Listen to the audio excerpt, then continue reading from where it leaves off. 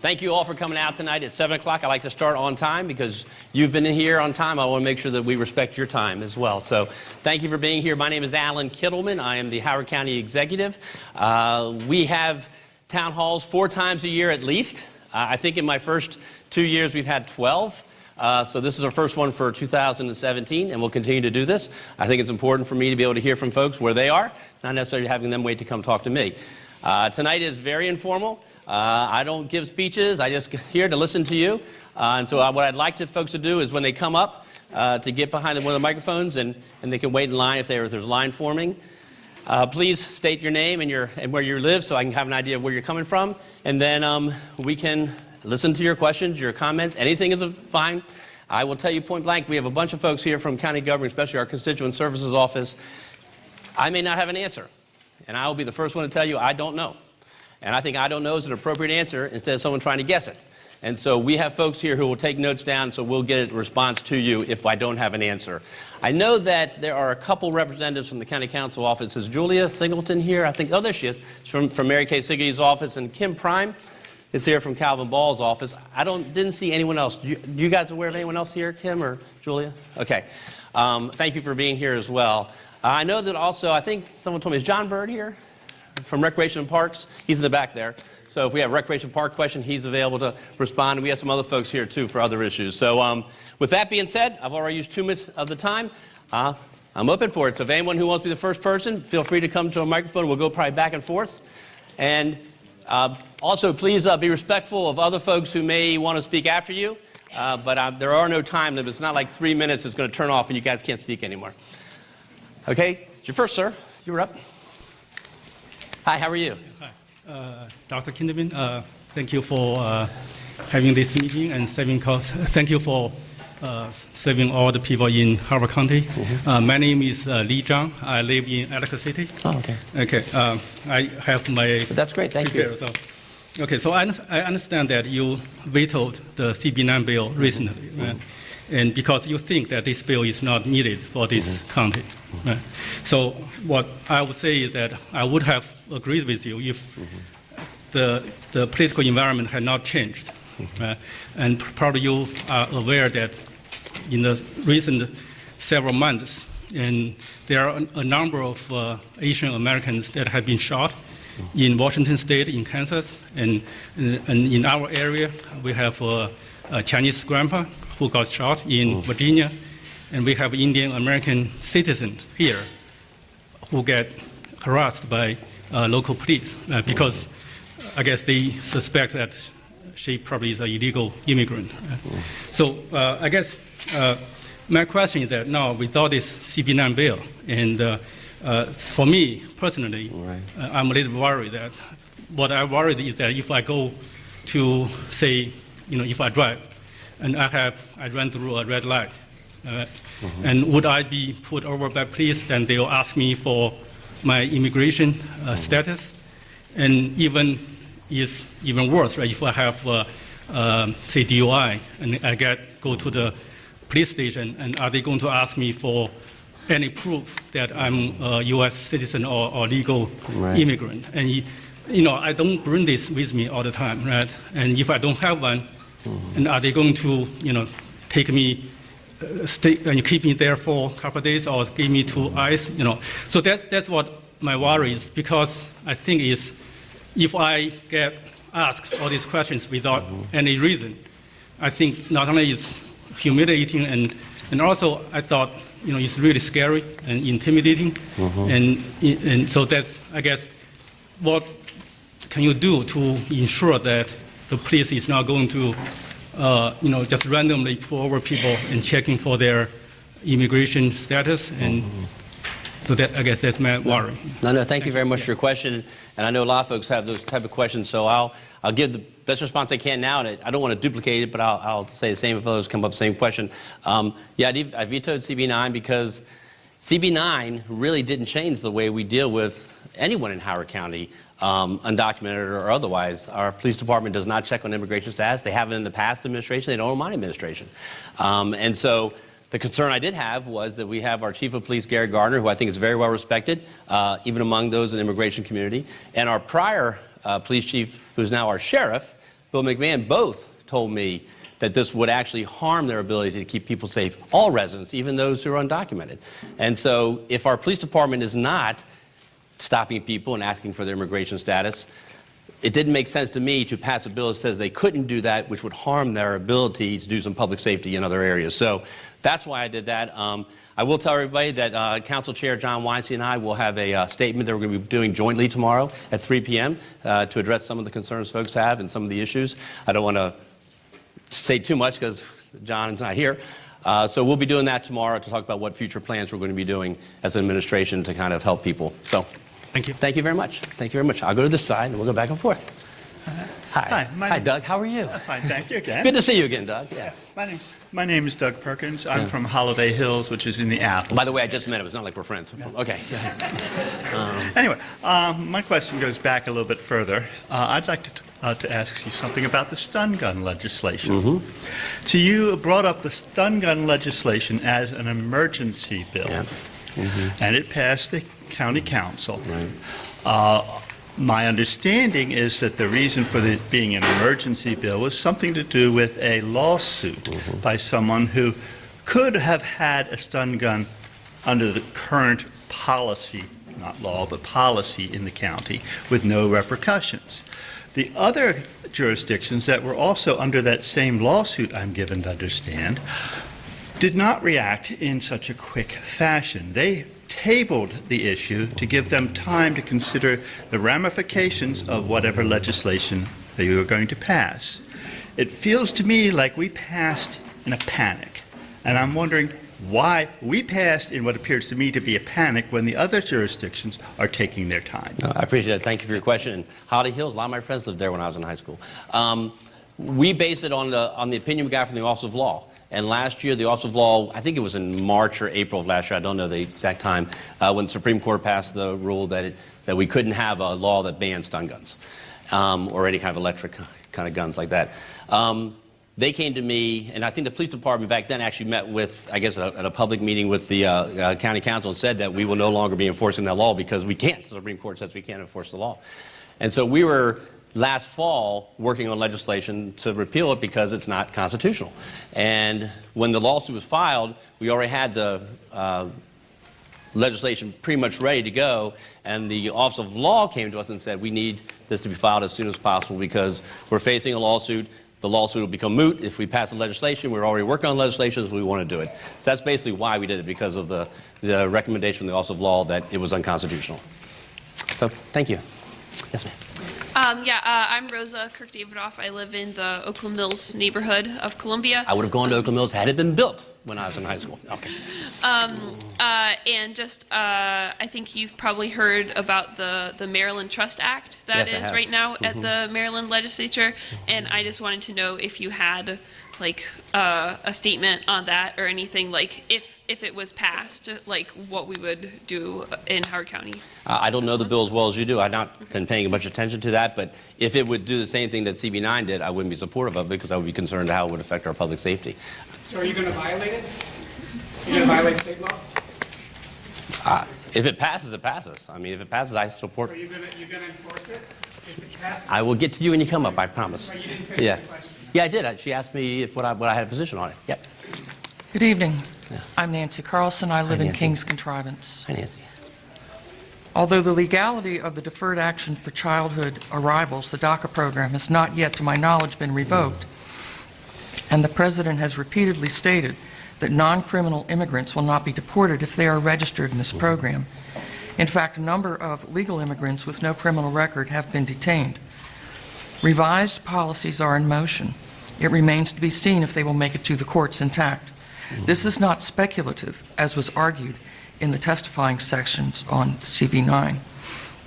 How are we assured that Howard County police officers will not be deputized or will not initiate deportation proceedings of non-criminal residents in Howard County in cooperation with ICE if there is not a statute on this matter? Okay, thank you for your question. Thank you for your comment. I've already said publicly, and I'll say it again, we're not going to participate in 2A7G program. I know some of my colleagues, county executives have. I'm not. And so that's the guarantee you have, is we're not going to be participating in it. So So why don't you Thank write you. it down? thank you very much. Yeah. Hello, Alan. We How are know you? this is not the first time we've met. I met you. My name is Ben Rifen. I'm from Elkridge, and we met last year as We did. well. In fact, Yeah. we At the met. town hall at Duckus Lane. Yeah, that's right. In fact, we also met back when I was a mail carrier in West Friendship. That's where I live, folks. That's why I say that. Yeah. But anyway, let me cut to the point. My son is autistic, or more so in the autism spectrum, high functioning. And for some reason, when he was in elementary school, things were like going pretty smoothly and everything with the department. But then once he hit middle school, it's like, what happened?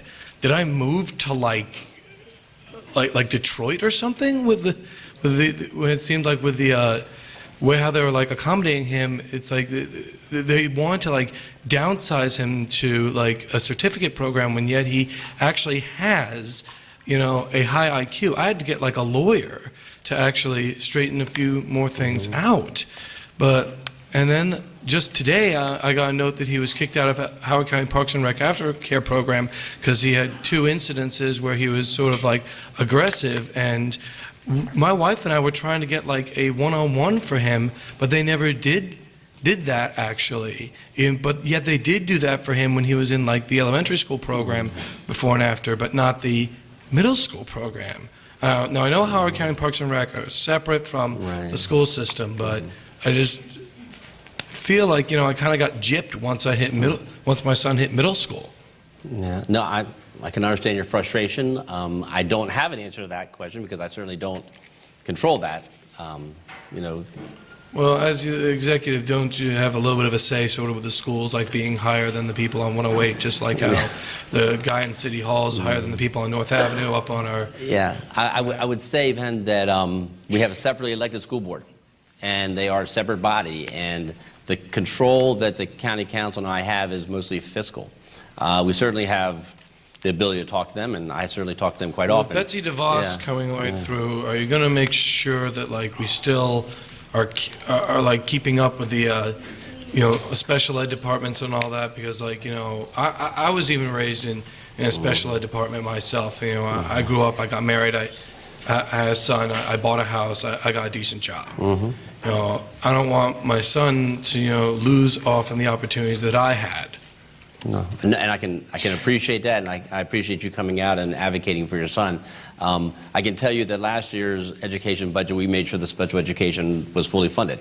I'll do the best I can to continue to do that. I do an awful lot of work with the development and disabled community and do a lot of different ways which we try to find employment for individuals, trying to work on housing for individuals.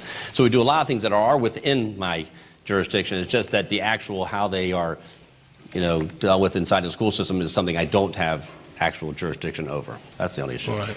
Thank you for your time. No, thank you, Ben. Thanks for coming out again. Yes, sir. Good to see you again. Yeah, good evening. My name's Ken Shoddy. I live in Ellicott City. Do you have somebody whose judgment you rely on and trust in areas of science and technology? There are probably several people in the county government I do, but okay. Could I meet with those people about you arranged the meeting after the last one with the police department. Yeah, when you came in, yeah. It was like talking to the wall. They're true believers. The contractors told them their system is perfect. The contractor is raking in money. Their system is not perfect. The evidence I have, they won't listen.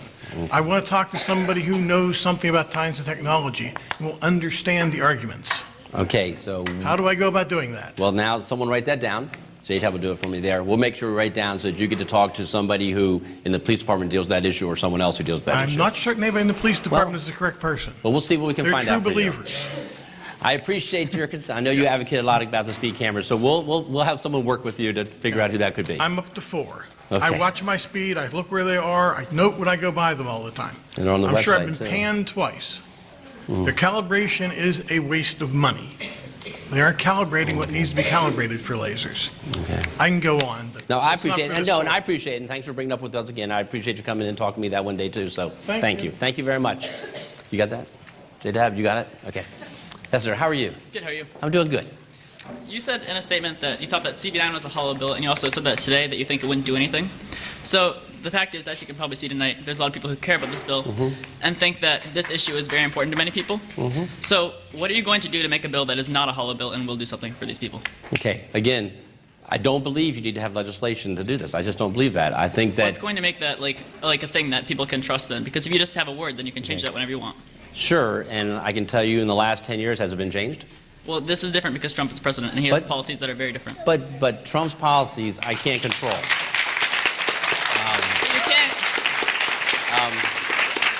You can't control our policies, and I think that you should do Now, something to help people here. as you may know, I didn't vote for Donald Trump. That doesn't And so I don't support Donald Trump.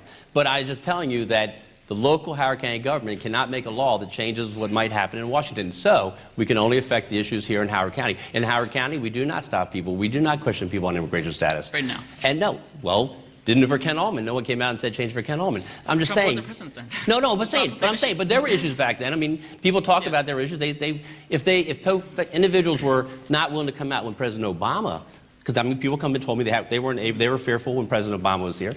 I mean, there was no call for a law back then. A law that does not, and when I said it does not change, it does not affect how we work with the undocumented community. It does change how we can do certain public safety things. And if you don't trust Police Chief Gardner or don't trust former Police Chief McMahon and others who came out to explain that, which is what I think I am going by because they're the police officers, they're the security folks. Nobody has come up. When I talk to the immigration advocates that I talk to, and no one has pointed to where our police has done something inappropriate. If you would, if there is, then that'd be a time for us to talk about it. Actually, if you go into testimony, you would hear a lot of people who are afraid and a lot of immigration lawyers who say that it's a good bill. And there is a lot of evidence, if you just look for it or go to any of the testimony or listen before you decide to veto it, you would have heard a lot of information that says that people want this bill. And I think that you should do something to make a new bill that is not hollow, as you said, that will protect people in this county. Okay, well, thank you very much. Thank you for coming out.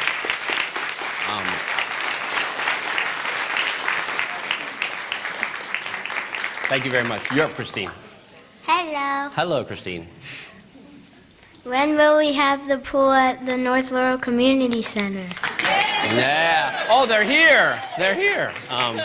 It's still in. I know that John Bird is here somewhere. He was raising it earlier, and I think John can talk. They're getting ready for the focus group to talk about it. Tomorrow night is the first night for the planning committee meeting. The planning committee meeting. Okay, so tomorrow night is the first night for the planning committee to start planning to deal with the pool. And when will my school get less crowded? That's a harder question to answer. But we're doing the best we can to make sure that we have the policies in place. I know that it's difficult, but that's what we're working on. We have the APFO group that we try to work with on that. I know it didn't go as far as some people would like it to go, but we're doing the best we can. But thank you, Christine. Okay, let me go over here. Hey, how are you? Okay. So there is, 2 years ago, when you took office, this community in Howard County was a lot friendlier to each other and a lot more respectful and more civil. And I'm not going to say that you're responsible for all of that, but certainly Trumpism is a part of that. And the Howard County GOP, Western Howard County, people that were inciting racist rhetoric at the CB9 hearings were a part of that. They had signs that were, or no sanctuary, they had signs from the Howard County GOP, people that were saying things that I think you should be embarrassed about. But in addition to that, they have a website called the No Sanctuary Facebook page, No Sanctuary Howard County Facebook page, which targets individuals in our community and lies about them. It's slanderous, it lies, it spews all kinds of hateful rhetoric. Even children, minors are targeted if they're the children of leaders in our community who they don't agree with. And have you said anything about that? Many of the people posting on that sign say that you're their leader. They are claiming you as the leader, and we haven't heard anything from you. Do you support the things that they're saying? And if you don't, why not?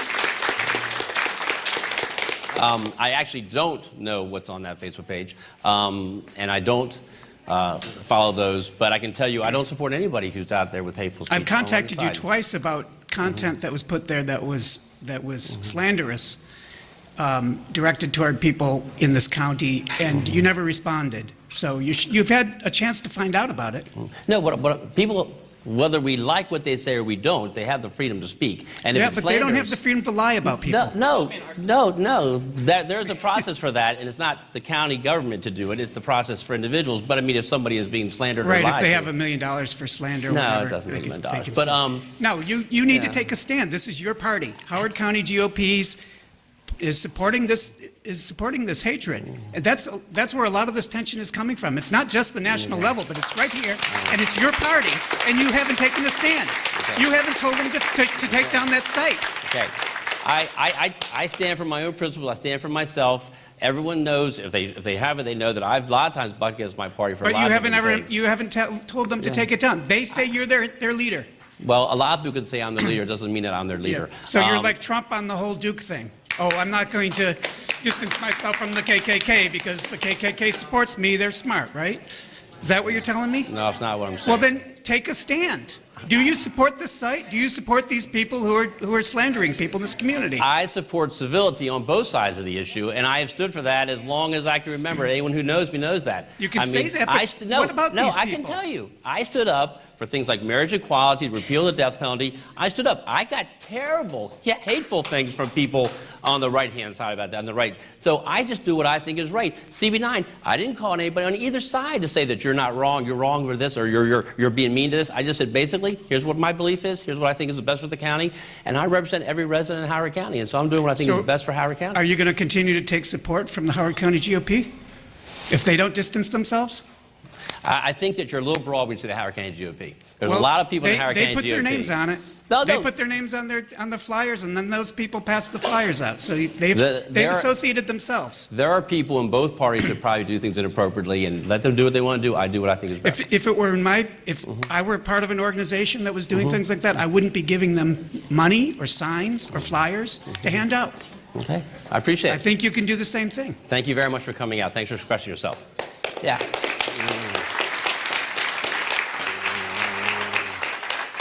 Yes, Ms. George. Judy George. I live in North Laurel. Do you? I do. And I feel like I stalk you at all these town hall meetings. It would not be a town hall without you. Just because I have a couple things to say. I know that the Howard County Public School System has asked you for an obscene amount of money.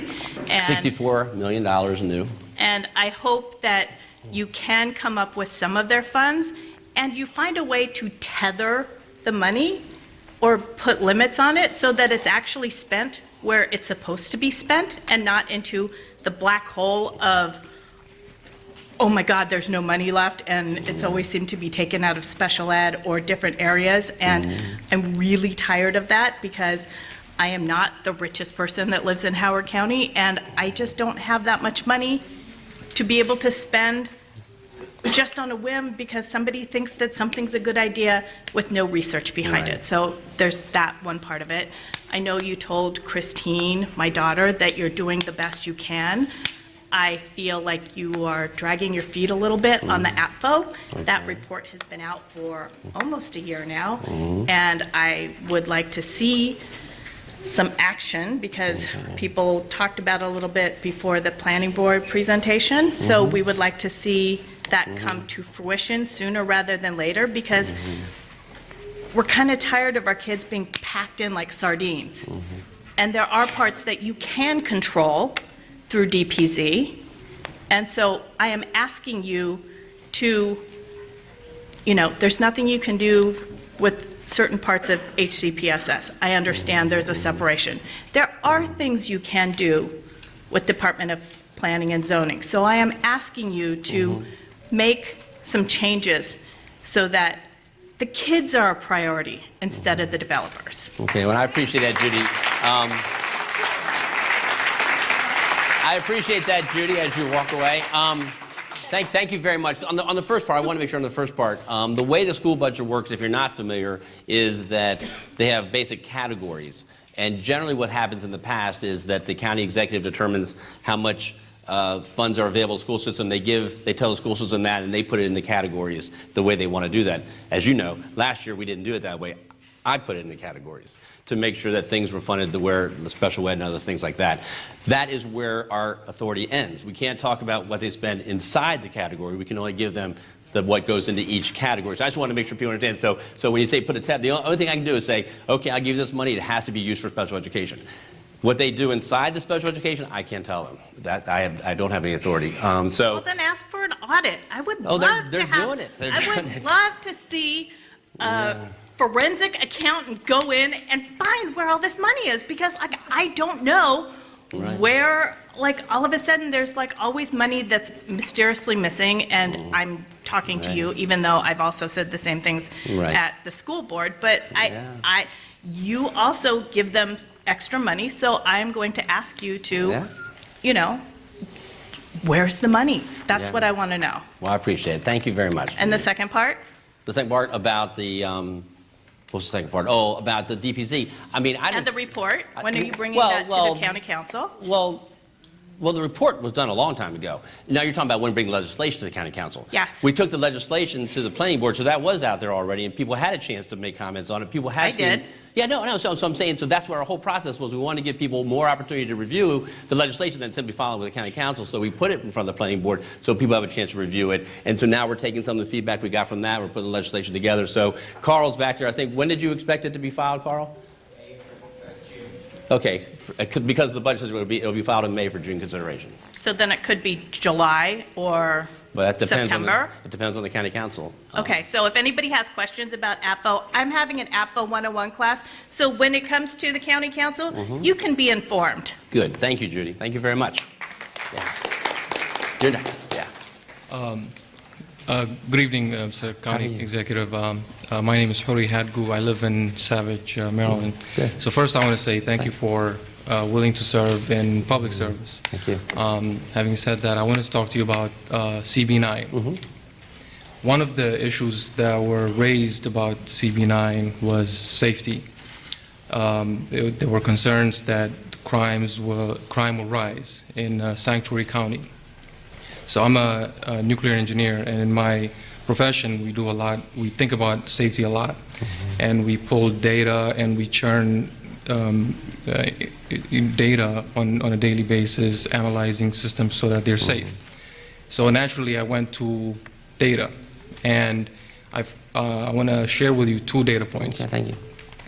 The first is, according to the American Immigration Council, between 1990 and 2013, as foreign-born share of the U.S. population grew from 7.9 to 13.1%, and the number of undocumented immigrants tripled from 3.5 to 11.2 million. FBI data shows that the violent crime rates declined 48% in the country. The second is a 2010 American Community Survey showed that while 3.3% of native-born male Americans are incarcerated, the number is 1.6% to immigrants. And lastly, pertaining to sanctuary counties, a recent study was conducted by a political scientist at the University of California by Tom Wong, and he concluded that for the first time, quote, "For the first time, we are seeing that crime rates are lower when localities stay out of the business of federal immigration enforcement. Counties that do not comply with ICE requests experience 35.5 fewer incidences of crime per 10,000 people that live in that area, in the locality." So I've heard the arguments that were provided by the chief, the police chief, although I haven't heard it articulated as to the exact reasons why it would increase, why it would make things unsafe. So based on the data tells us that sanctuary counties are safer compared to non-sanctuary counties, because people feel safer to step out and share their concerns.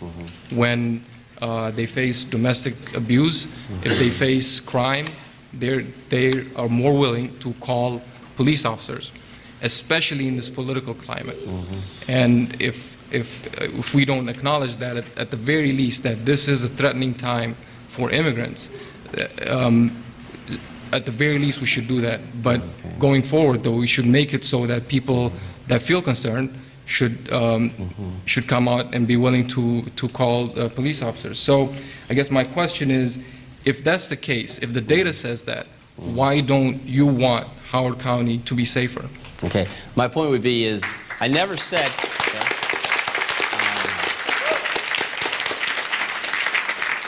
First of all, I never equated crime with, the issue of public safety is not on the undocumented immigrants doing the crime. That was never a correlation.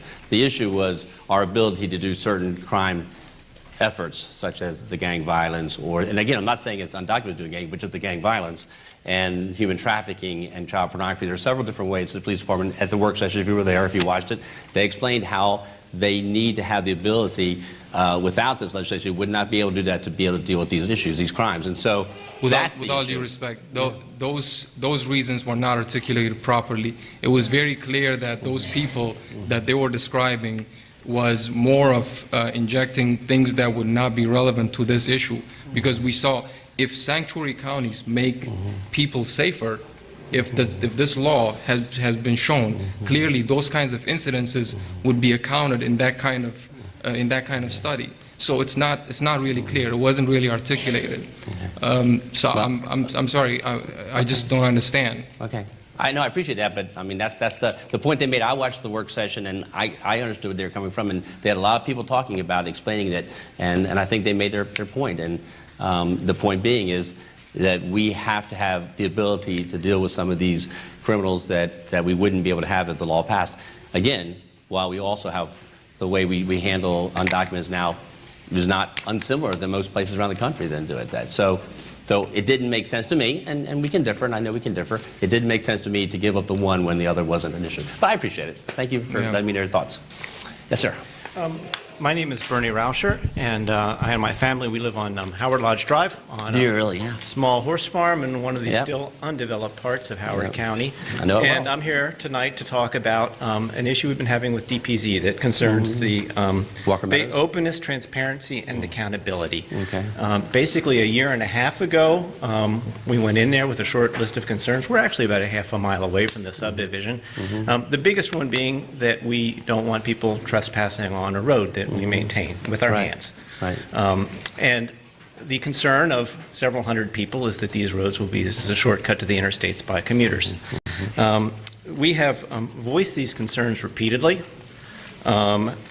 And repeatedly, our concerns have been swept aside, and instead we've been told something that the developer's lawyer has been advocating is adequate to stop this process. So most recently, several days ago, we have mailing lists. We all talk to each other.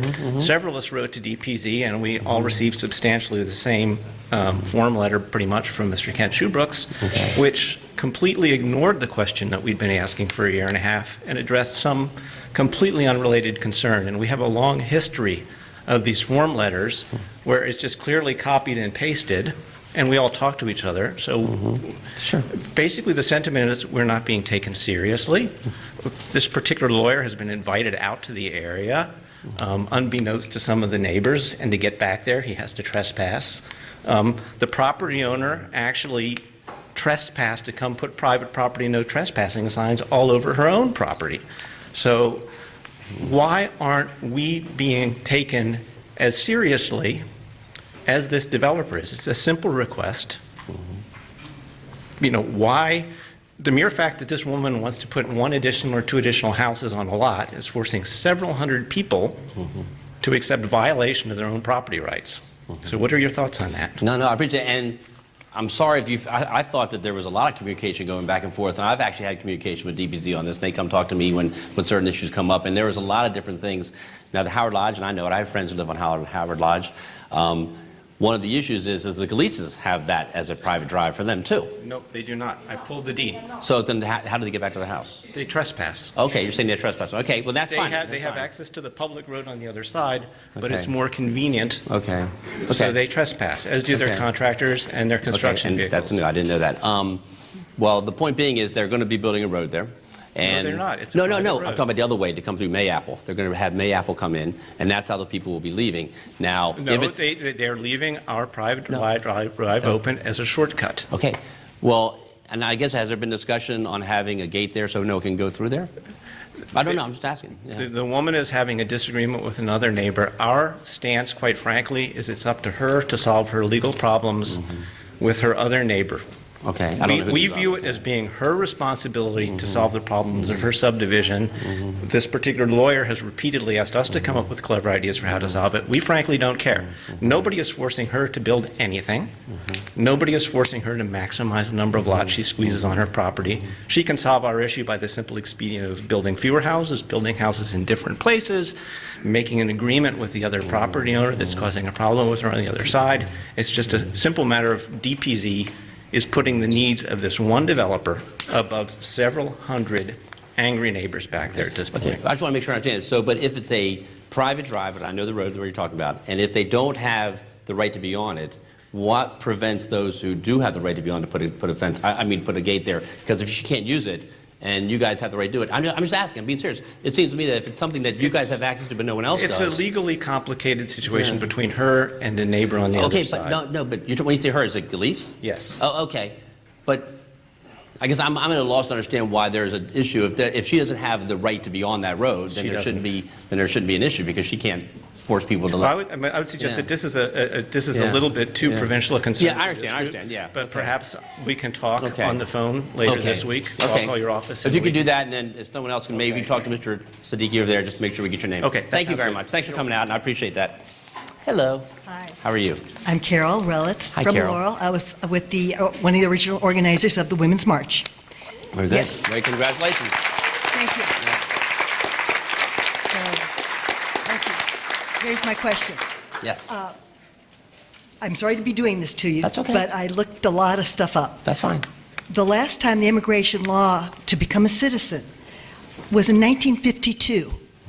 If we wouldn't be having these discussions, if our illegal immigrants that have been here for years, have good jobs, their children are in schools, we have doctors and lawyers, they can't become U.S. citizens because of this act.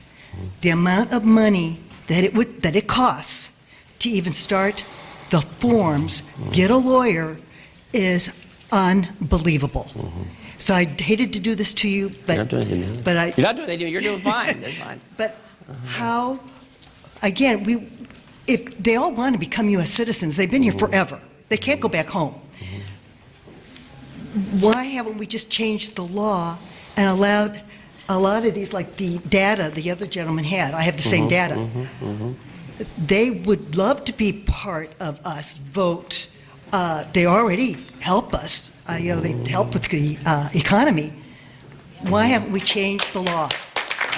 It's a federal law. I know that a few years ago the Senate passed something and the House wouldn't do it, and I certainly support a way to get a path to citizenship. I have no problem with that whatsoever. But it's a federal law. I mean, that's not something that I have control over. So. Okay, and I hated to do that to you. No, but- you'll be fine. But where do we start? I mean, With their federal representatives, and I really think that we should have had comprehensive immigration reform back when George Bush was in office. We Okay. should have done it back then. But again, it's only our federal representatives can do it. Okay. But thank you. I appreciate you. it. Thanks for coming out. Yeah. I'm Gary Rubloff. I live in western Howard County. How are you? I'm fine. I'm a professor, and I have a research group, and so I'm a scientist, and I care about truth. What I'm concerned about was not just that the administration doesn't believe in science, but they don't believe in expertise, and they don't believe in facts. And this is a wonderful way to grow bigotry. To grow what? Bigotry. Oh, okay. And the bigotry, I believe the bigotry is permeating all parts of this country. So I read your little flyer here, and I Okay. believe when you said, rest assured that I'm fully committed to keeping Howard County the best it can be. But I think bigotry comes into that position. We do not want you to import the bigotry from the administration into this county, and Howard County is not an isolated part of the world. What we say here, what we sign into law here, matters to other people. And I think the statement that is made here is really important. Okay. And I would tell you, I don't think there's anything I've done in my 20 years of public service that would indicate anything otherwise than that. I support the folks here in Howard County. I've done that continuously, and I think not too presumptuous for me to speak without John Weinstein next to me, but I think after you hear what we're talking about tomorrow, I think it'll make you feel more comfortable. I'm not saying you'll feel good, but you'll feel more comfortable.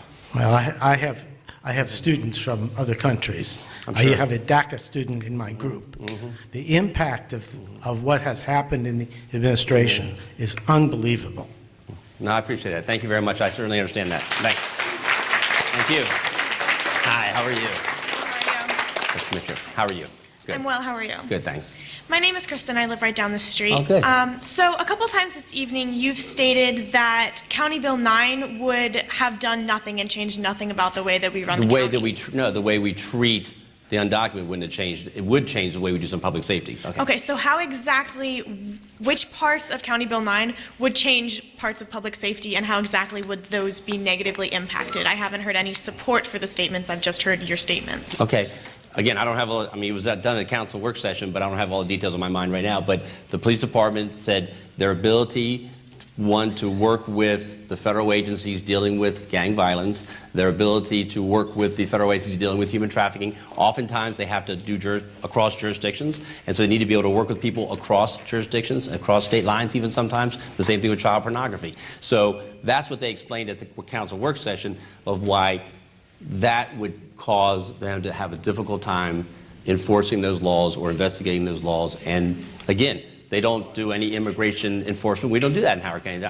I'm not doing the 287G program, like I said. So if we're not doing that, and we're not treating anyone any differently than anyone else in Howard County, but it would hurt us with those types of crimes, then it doesn't make sense to me. Well, but how exactly would it hurt us with That's what those I said, crimes? they- I mean, you're saying it will affect them, but you're not saying exactly which parts of the law will affect them, which parts of the bill would actually No, because it said they change it. couldn't have any coordination with any federal agencies. And so, That's- no. Thank you for Anyway, your time. thank you very much for coming out. I appreciate it. Thank you. Hey, Brent. Yeah.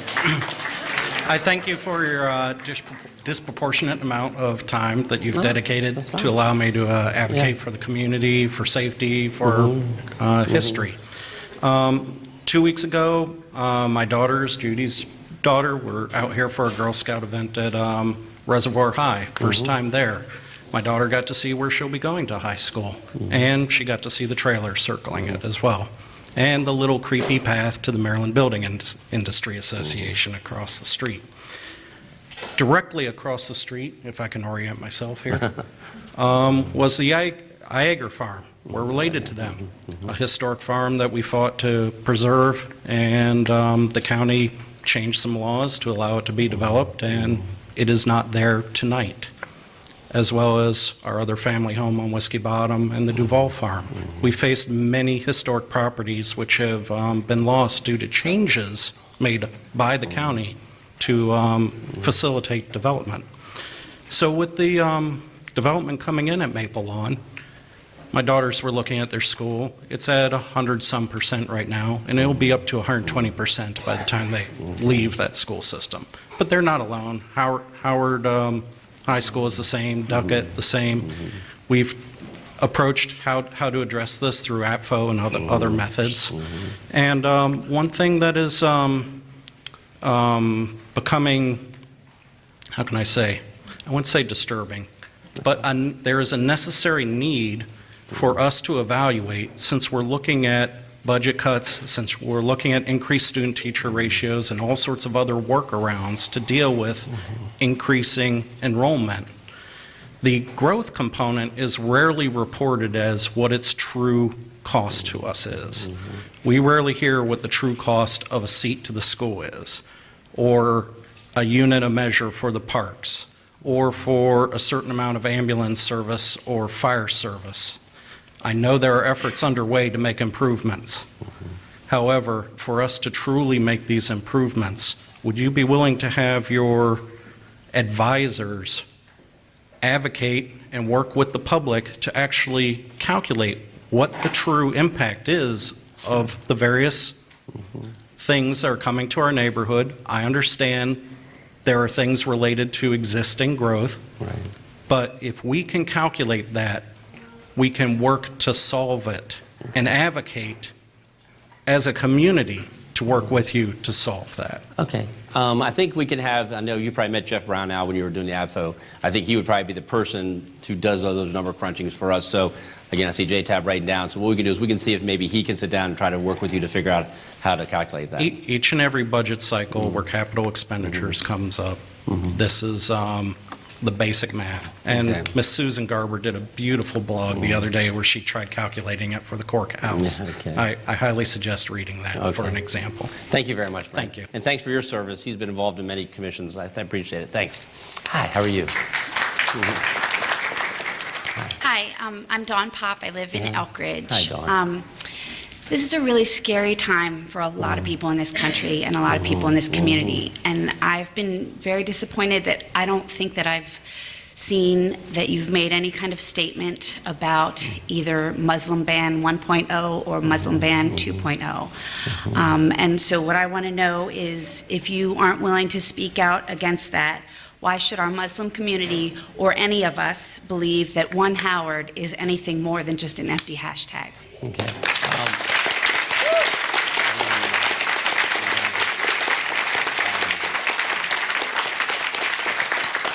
I will let you know that One Howard is certainly more than an empty hashtag. In addition to the one meeting we had, we also have had a steering committee being formed, and that'll be part of our announcement tomorrow to formalize that. We've also had, I think, a 2-day facilitator training was done. I think David's here somewhere. That we trained 19 people to start facilitating small group discussions. We figured you can't just have these big meetings. It doesn't really get to the heart of some of the people and get everybody to participate. So we're going to focus on having smaller group meetings, and we have trained people to be facilitators for those small group meetings. So there's no question that that One Howard is not hollow, and it's going to be out there doing a lot of things in the community to try to make sure that we can have people talking to each other. Because frankly, that's the issue. You got to talk to each other, because I think once people get to know who their neighbors are and know people who they may feel are different than them, they'll find out there's a whole lot more similar than different. So clearly, it's not it's not hollow by any means. It's something that we're working on very carefully. And they've had, I don't know how many times. David, are you here? How many times? The steering committee's met a couple, 3 times now? 4 times now. So there has been work going on. It's just that it might not be having a big community forum. So, I mean, I agree that obviously it needs communication. I think it also needs leadership. And I will tell you that I've spoken to several members of the Muslim community who have said that they're not interested in being on any of those small group small group discussions, because they don't feel like they're welcome in this community, specifically because there's so much Islamophobia coming from the federal administration, and you haven't spoken out about it. But I will tell you, I have been very,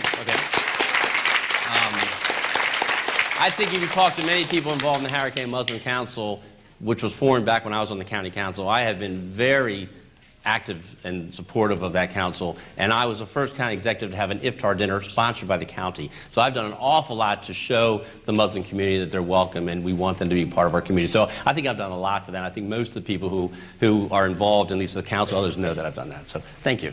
Thank you very much. Yes, sir. Good evening, Roger Huff from Columbia, Maryland. I'm here to talk about a topic tonight that doesn't discriminate, and that's heroin and addiction. Wow.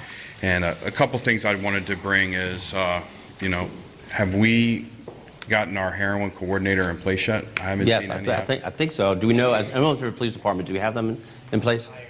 Not hired yet, but they have the funding for it. Okay, I don't know, okay. Coming off the heels of another $50,000 that went to the jail to help people coming out of jail with Suboxone. So, you know, we're starting to see some money trickle in, but we're not seeing any community outreach. We have HC Drug Free, but, you know, we had an event that happened in Folly Quarter Middle School last week that wasn't posted on there. We're seeing a proliferation of Suboxone and methadone clinics coming out without any type of support. We closed down the health department addiction policy, you know, program in the county at the beginning of the year. So if it's number one priority, where the hell is all this stuff coming out so that the public can know? We've had 7 overdoses already this year. Moms, you know, I'm bringing an event to Clarksville at the end of April at my own expense, my company's own expense, and other people coming. We need to get out in front of this and let people know that, you know, what's going on. It's not coming into the schools. We're getting resistance at HC, at the school systems. We need to get in front of this. And, you know, That was September. We're 2 quarters through it already and 7 deaths. We need to get that coordinator. We need to get people, if you get Narcan, where's the social worker to go and ask them what's going on? How do we prevent this? We're seeing we just saw a huge drug bust. 2 pounds of heroin. We need, You're right, Roger, and we've talked about this before too. We are, and I know you're appreciate committed to it, but we got to do more. And we are working on more, and you're probably familiar with Governor Hogan's comments the other day and the state of emergency put out there. So we're working with all the Office of Emergency Management to come together to be kind of to make sure we're all kind of on the same page and working together on that. And you also, I know you attended the opioid summit we had last fall, and now I'm also working hard because we don't have a detox center in Howard County. We don't. I beg you. Just let me know. I'll go and talk to anybody, anywhere, anytime. Well, no, I appreciate that, but our health officer, Dr. Rossman, we've been working with her, and we've actually charged her with the goal of going to find where we can put something in our capital budget to help find that. I will tell you, and I need everybody's help here on this one, the problem with that is somebody will be upset because it's in their neighborhood. And we have to figure out where we can have this so people don't say, oh no, we don't want this in our neighborhood. We got a but hospital. We could just start right there at the emergency room that nobody gets called out from. I know, but you also want to make sure that we have a place that can meet the needs of the folks. I mean, we did the homeless shelter that we're doing in Jessup to meet the needs of those there. So now I think we need to figure out a way that we can have a detox, outpatient treatment, and residential treatment. We can find that. So those are things I've asked them to be working on for our capital budget to get that in place because, frankly, it was embarrassing to me when we heard at the opioid summit that all these other counties around us have detox centers and we don't. And so we're having our children and not just children, as you know, it's all ages. Actually, some folks, more middle ages, are getting involved in heroin than young people. The number one intake, sorry to drop my statistics. That's fine. 10,000 baby boomers are crossing every day, and that's the number one population that's increasing into inpatient treatment due to getting your knees replaced, your hip replaced, your elbow replaced. And these are people that had law careers, they were business owners, and you can't tell them what it looks like to be a drug addict or alcoholic. But those are the number one people that are crossing over, our moms, our dads, our parents, and then our young kids, unfortunately. And I'm glad you're bringing that up because I think a lot of people think heroin is all a bunch of young people. It's not. It's not. It is folks. I'm 58 years old. That means folks my age. And so, yeah, we gotta work on that. But thank you. We are working on it. Thanks. I appreciate it. Thank you. Hi. How are you? Hi. My name's Beth Gettleman. I'm Hi, from Beth. Ellicott City. Mhm. I have 2 sons who are enrolled at Manor Woods Elementary School. I was just there the other day. Yes. Well, as you probably know, the school's at 113% capacity. Yes, it is. It's projected to reach 200% capacity in the next 5 years.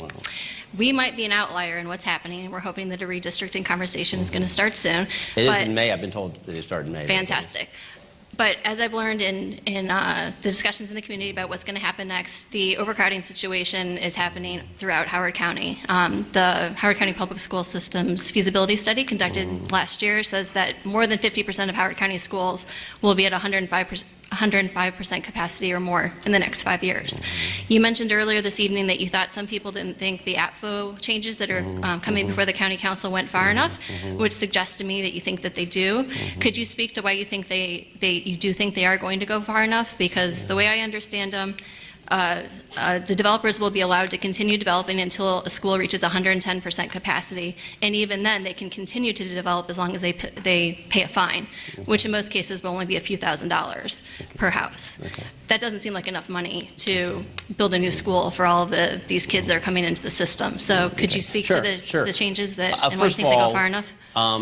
The ADFO committee, when they got together, and some members are here, they had a policy saying that everything in order to pass had to have 2/3 majority to pass because they wanted to make sure everybody had a consensus.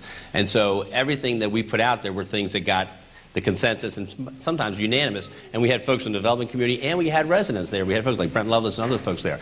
And so, so there's the one, and the 110 is it's not 110, it's 120 right now. 115. You're 115, only 115, but it could go to 110 at their recommendation only if they paid more money into it. But I will also tell you that, when you said 50% are at 105, 50%. So redistricting really is the answer because you have 50% that are 105, that means 50% are less than 105. And so what we need to do, there are actually places in Howard County where their schools are at 80%. And we have to be willing to make the hard decision to do some redistricting. I know it's very hard for people to go through redistricting, and I will tell you, I got redistricted. When I was in 7th grade, I left Ellicott City Middle School, it's now called Ellicott Mills Middle School, and I went to Laurel at Hammond Middle School. That's a big change. But I survived, and I actually met one of my best friends for life there. And so I tell people that's what we're going to have to do, is to be serious about some redistricting, because we literally just can't afford to build the schools. Even if we had no more, I mean, we just can't do it. And so we have to figure out other ways in which we can make it happen. And so that's kind of where we are right now. We're working on ways to make sure that there's some traffic issues too that we're trying to address in the ADFO. But mostly it's going to have to be helpful with redistricting as well, as addition to trying to get more money to build more renovations and other things. Okay? But thank you for coming out. How do you spell your last name? Gettleman, Gettleman. I'll tell you, we look at some of the archives back, or Ancestry.com, some people have that as my name. Oh, that's Gettleman, because from Germany, so I okay. don't know. Have to talk. Thank Good you. to see you. Good to see you. Yeah.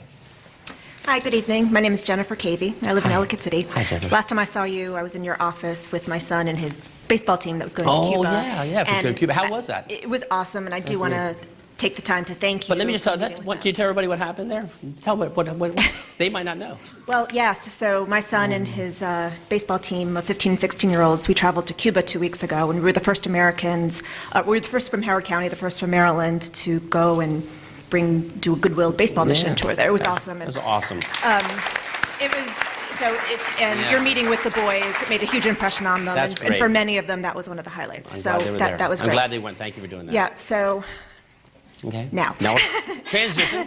But. Yeah. So I came here tonight without the intention of getting up and speaking. That's I was okay. just going to listen. I'm glad you came. But I'm very concerned about the veto and inability to override CB9. Okay. And I'm not an outwardly political person, but this has bothered me to the soul of my being. And what I am hearing, the way I hear you speak tonight, is like it's easy. The police commissioners say that this is best, so that's it. Period. End of story. Why are you all so worried? And that's very disturbing to me because my neighbors, kids that go to school with my kids, they are worried. This is rocking our community to the core. And I'm hearing you say, oh, the police commissioner said it's going to make this, that, and the other thing more difficult. I don't quite understand how it's making these things more difficult, and it's never been fully articulated, but it's making it more difficult, so it's okay, and you'll hear from us tomorrow at 3. That's not putting anyone's nerves at ease. These are not settling our children. There are kids in our schools that are afraid to go to school. There are people that are afraid to speak out when they're being abused by their spouses. This is a real problem.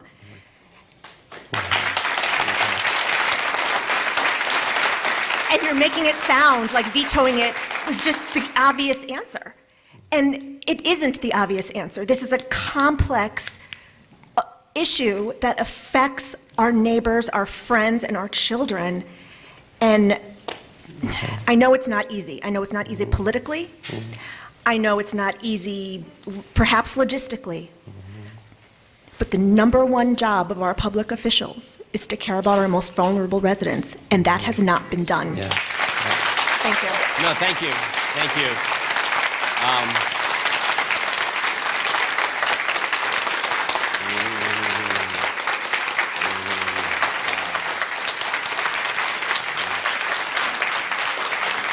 Ms. Cavey, thank you very much. I appreciate your statement there. And I'm apologize if that comes off differently, but I don't have all the details. I don't know them as well as please, but I know at that work session, they went through all the details of why it would harm our ability to do that public safety. So, well, okay. Okay, thank you. Thanks. Okay. Okay. Okay. Okay. Okay. Thank you. Thank you. Let me go ahead. Yes, ma'am. Hi. Sorry, I'm Virginia. I'm short. Yeah, I am too. Here, we can do this a little bit. There you go. Thank you. My name is Virginia. I come Hi, from the downtown Columbia. Yeah, I'm right by the mall. I wanted to say I've been listening, and I also did not plan to stand up particularly. I was sort of thinking about it, but I didn't have anything planned. But I think I agree with a lot of other people here. So what we're hearing is that there are a lot of reasons why it would be a bad idea to have something like CB9 in place, and that was why you decided to veto. However, I still am really not clear on what exactly would be the detriment. So you're saying that it would make some things more difficult to do. My question is, even if they're more difficult, does that mean that then they're worth it? Right? So if there are things that are more difficult, but still possible, then we should just go ahead and do it. Just because it's hard, it doesn't mean we shouldn't do it. So my question is, what's so hard about maybe having a little bit more difficulty that we can't protect these people who need our protection because they can't stand up for themselves? Okay, and I appreciate it. And what we can do is we can have, I can get our police department to write out in detail, and we'll put it out on the website. You guys can check it out. But They don't vote, you have to vote. You're supposed to Okay. understand. And so a response to you is, it's not that it just makes it more difficult, it makes it them unable to do it. And that's the issue. And I know you may disagree with me, and I respect that. It's not that I disagree with you. I can't disagree with you because I don't really understand Right, what I it is understand. they can't do. Okay, and they went through it, and they explained it. I talked about it. It was... Yeah, I did. I would like to give, for instance, I would like Okay. one example. Okay. Can you give me one example of something that they would not be able to do because of CV9? Right. For example, when the police officers, if someone from the federal government wants to come, not us, the federal government wants to come and they want to do a raid or something, we can't stop them from coming. But we also like to know when they are coming.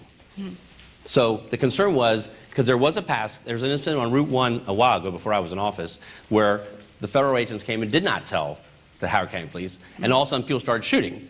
And so Howard County Police are like, well, what's going on? They have no idea what's happening. They need to have some ability to know when someone's coming so they can make sure that people are safe around. And this would it make it difficult for them to be able to do that. Not difficult, this would make it, unfortunate, they couldn't have any coordination with the federal agency about that. It does, sounds it says about existing agreements, but doesn't say anything about new agreements.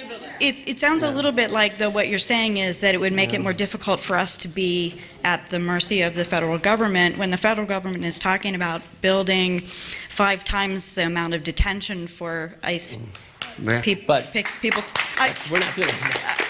But I don't know that we want to help them, is my point. No, but it's not the helping. No, it's not helping. No, we're not assisting them. But we want to know if someone's going to come into our community and try to do a raid, because then we're going to get a phone call from the guy next door saying, there are people coming in raiding, and our police officers are going to come not knowing what the situation is. Right, that's okay, they can do Yeah. that. Okay. I'm okay with that. I'm okay with that, because, again, Okay. just because somebody else, so the federal government's saying that they need to do this, we're saying, or all of us are saying, that in fact we don't need to do this, that we don't need to put these people in jail and we don't need to take them away. Okay.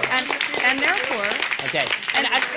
and therefore, why should we cooperate with them Again, when in fact it doesn't help us to take care of our But people? remember, they're not cooperating. They're not going into the house and raiding it. They're just making sure the people who live around it are kept safe. Right, how often will that happen, do you suppose? Well, it happened on Route 1 and somebody got shot. So, I mean, How often do you suppose that will happen? yeah. So every time I get into a car, I take a chance I'm going to get into a car accident, but I continue to get in my car. There are risks. There are always going to be risks, and nothing is perfectly safe. My point is it worth it? And I don't believe that it is, and I don't think most of the people here believe that it is worth it. and I appreciate that. I just disagree. Thank you. Let me grab another one. Okay. Hey, Lisa. Hi, I'm Lisa Schlossnagel. I know you're that. I Lisa, know. thank you for doing it. I live Yeah. here in Fulton. I don't have a CV9 related question, but Okay.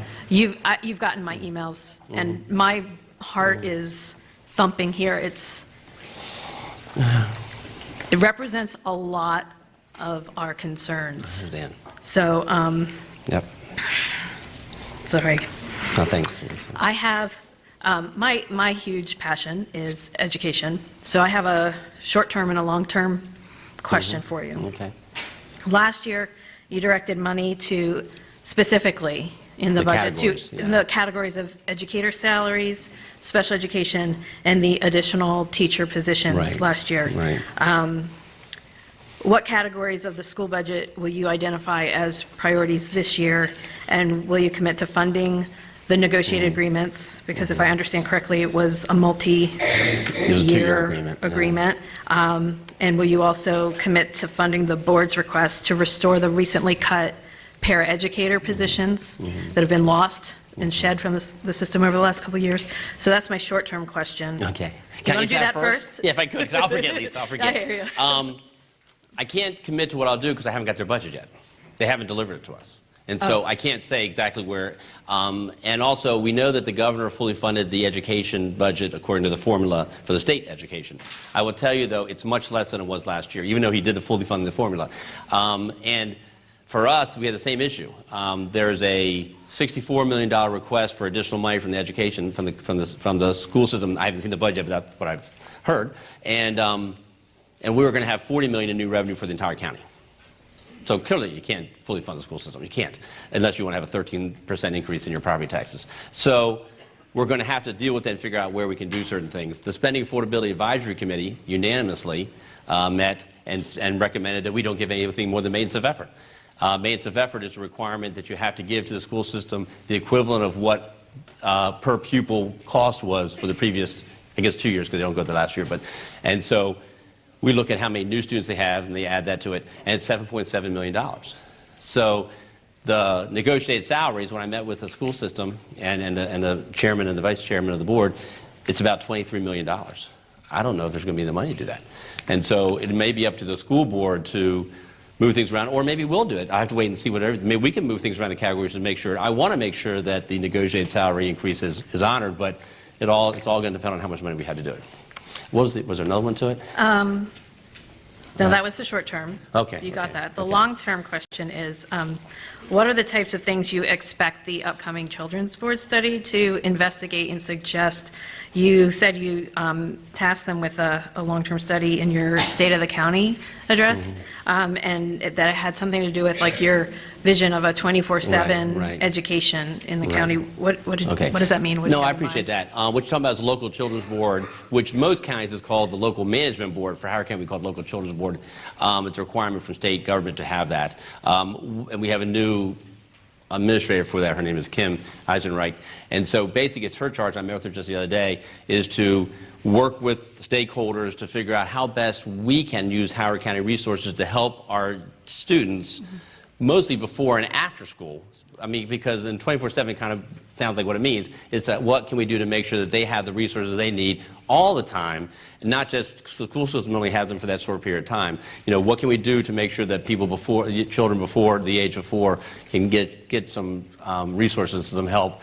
What can we do to make sure they have the food? What can we do to make sure that their parents have the ability to go get resources and get services at nonprofits, that they don't have to spend all night going out and do that? So we're looking at all different ways in which we can make sure they have those resources to help them before school and after school. We're looking at after school care, having ways we can maybe work with some nonprofits or maybe even some faith-based institutions that can help us maybe for kids after school to be able to go there and get tutoring. So there's all these different things that they're working on with all the stakeholders, including the school system, to figure out how we can best use our resources to help when the kids aren't in school. To follow up with that, Yeah. will they be looking at resources to fill in the kind of burden that the governor's mandate of the school calendar, the extending of summer, Yeah. effectively, will that be a part of it, or can I make that suggestion? Yeah, you can certainly make that suggestion. I think the response from the other side, and I really don't, would be that, but they're also going to get out. I don't think it's going to change that much, but It adds yeah. weeks to the summer. It adds a week, because usually they go the week before. Now it's the week 3 weeks. after. Because when they stop. Because he mandated the end of the year as well. Yeah, so it just. it's part of it. I know that. I know also the other that's going to play in this is what the school start times is, because that's going to affect a lot of things too for the future as well. Exactly. Yeah. That's Yeah. We'll look at all why I that. bring it up. Thank you. Thank you. Thank you, Lisa. Thanks for coming out. Thank you. Yes. Hi. How are you? Good. How are you? I'm doing good. My name's Jennifer Scott. I'm from Ellicott City. Mm-hmm. I do have a couple questions Good. for you. Thanks. I am happy to hear that you are opposed to the 287G program and you don't plan to get Howard County And I involved would in tell you, that. they asked us to, and we said no. But okay. Great. I've been quite disturbed to read in the paper about neighboring counties who have decided to get involved with that program. Most recently, Anne Arundel County. It seems to be a unilateral decision on the part of their county executive, as far as I can tell. I'm wondering if you would support legislation that would prohibit Howard County from ever participating in that program. I don't think it's necessary because we're not going to be doing it, and we have a county council that can sort of do it anytime they need to. We're not so, always going to have yeah. you as our county executive. Yeah. Well, we're not going to do it, but I don't think we need to have legislation. I just don't, yeah. Well, on a related note, I want to come back to the CB9 question because you've said that of course, it's county policy that police don't ask about immigration status. I'm wondering, though, what strictures are in place, or what consequences are there, perhaps, for a law enforcement officer who decides to ask, perhaps retroactively or mistakenly deciding that it's part of one of these law enforcement actions that require it, that seem to have been argued by the sheriff and the chief of police. You know, if it's a policy, and I think this is why CB9 was necessary, honestly, if it's a policy, it's not enforceable. So what happens if you know, somebody misuses or abuses that policy? No, there certainly is enforceable if they tell them to do things, but I get that answer for you. How about that? Because I don't do the punishment or whatever for someone who doesn't do what the police officer. So I can try to get that back to you. Can I get that back to you? Because I don't want to guess on something because I don't know That the would answer to obviously that. be very important for somebody who was caught up in something like that. Sure, but I can get back to you. If you can get your information to either Mr. Siddiqui or someone else can raise it, then we can get back to you. Thank you. Thanks for coming out. Thank you. Hey. Hello, my name is Lale Alamzadeh and I live in Ellicott City. Thank you for coming. I have a two-part question, thank you. First, I wanted to say that I'm a Democrat, but I voted for you. I vote for a vision and for action. I like the vision that you had for Howard County. I'm extremely against the veto that you did for CB9. And my question is, we're there. You vetoed the vote. I'm sorry, And what? You vetoed the vote, so we're here. I want to know what you have in mind dealing with the backlash of if anything happened. It's a lot of families that are going to be separated. It's going to happen, inevitably. It's going to happen, and the parents are going to be sent back. They've been here 20 years. They don't know any other home, but it's going to happen. 1, 2, 3, 5, I don't know the numbers. But how are we going to take care of, as a county, of the children that they're U.S. citizens and they're going to be here? Are you thinking about how they're going to be taken care of? If it's going to be a part of the budget for the county to take care of these children, it's a part of our school system. And that's my first question. Because this is reality. It's going to happen. Okay. Well, So I hope how you're are wrong. you, well, But realistically, Yeah, it happened other places. We're not out of this planet, and I hope it's not going to happen, but we have to prepare for the worst. That's the first question. I want to know what you think is going to happen to those children. It's a part of our lives. It's a part of our fabric of our society. And my let me second... just say real quick, 'cause, Yes. I mean, it's not long because I don't have, you know, I have to talk to the local children's board, I have to talk to other folks about this, our human service, our I want to department, know our what community you service. feel about it. Oh, no, it would be devastating for someone to be torn apart from So their family. they're collateral No question. damage. It would be devastating. It wouldn't be collateral damage. It would be devastating. And so we would sort How of we take care of them. Yeah, well, we'd have to do with our Department of Community Resources and Services, our Human Service Department in Howard County, and we would do whatever we could to do to help them. I mean, like I say, I hope that doesn't happen, but if it happens, we will do whatever we can to help them, whatever we Why can. should we even get there for that to happen? I agree. I agree. I don't disagree with you at all. Yeah. And my second question, I've been a proud resident of Howard County since 1985. And one of the things that we're proud of is our diversity in our community. And our businesses, our community, our culture, it's thriving because of that.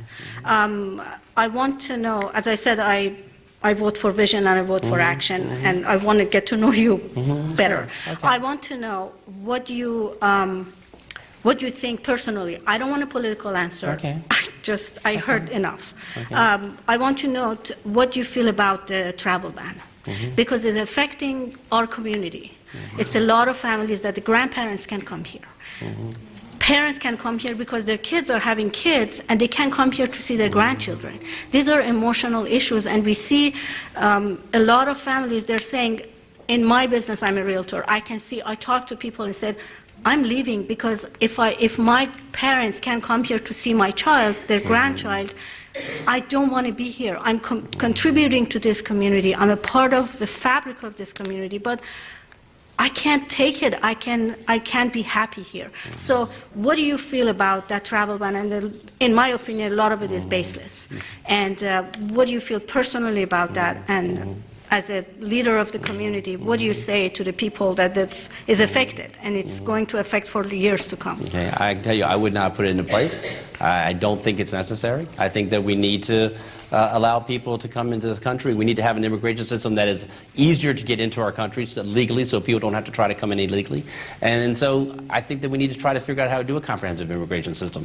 I am glad that the first ban or the first executive order was put away.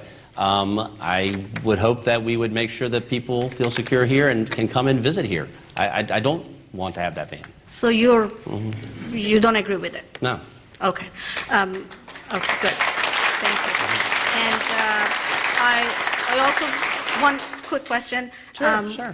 What is your take from all these views that you hear about CB9, that you see everybody, so a lot of people are against it, so I just wanted to hear that. No, I mean, and I respect people, and I sit back, I try to look at what I think is best for the entire county. And I really believe that I made the best judgment for the entire county. I know you disagree with me. I know a lot of people disagree with me, and that's okay. You can disagree with me, and that's the way our democracy works, and that's the way it should be. But I still have to do what I think is right and what I think is best for our community. And so that's what I did. I made that decision. But we want to hear details that how, because we don't hear any details. We just say, okay, it's going to save the what is that, something 13 is, I don't know. MS-13. MS-13. Yeah. It's going to come here, and we're going to protect you from MS-13. But what happened in the past? They were here. They were here in the past. But it's that's okay. That's not how it comes back and forth. But again, we want to hear details that that's what I want. And I guess that has to go back to what we talked about earlier. I can get the details, but I know that was the issue, and I'm not going to. I've said it too many times now, but I'm not going to sacrifice some public safety to do something that really doesn't change the way that we're treating the undocumented immigrants here right now. We agree to disagree. And that's fine. Yes. That's fine, and I appreciate. Thank you for coming out. That's what this is all about. And I will tell you, folks, you should ask your other elected officials to do this too. I mean, serious. I mean, I did 6 of these town hall meetings during the campaign. I've done 4 every year since, plus actually more than that. You should demand it from all your elected officials. Everyone should be willing to come out and stand in front of people. Huh? No, but I'm just saying this is the way it should be, and I should be able to listen to you. It doesn't mean we have to agree, but it means that we should have a chance to talk. Yep. And I do want to thank you for, coming out and having this and letting us voice our concerns. I want to hear from you. Yeah. So thank you for being here. My name is Daily Marrero. I'm sorry, I couldn't hear what? My name is Daily Marrero. Okay. I'm an immigrant. I'm a psychologist. I live and work in Howard County, in Columbia, and I work with these immigrants who are terrified, whose children are terrified. And when you veto CB9, they don't know the intricacies. What they hear is this county does not want them. They're at risk. They are not calling the police. I hear about it. I hear the cases. I have the asylum seekers who are domestic violence victims. I have people here, some with green cards, some in the process, some don't have. Even the people with green cards, their kids are terrified. And what are you doing for them? How are you supporting them? When you veto this bill, you say you represent Howard County. This is a segment that you are not. And many of these kids were born here. I have a woman who is 48. She immigrated when she was 12. She is still undocumented. She has grown kids. She has little kids. And she's at risk of being ripped from her family. So what are you going to, what do you say to that? I want to hear, because it is all very nice up here, but I see the nitty-gritty, and I see the lives affected, and it affects me. I can sense, I can hear that in your voice. It's awful. I can hear it in your voice.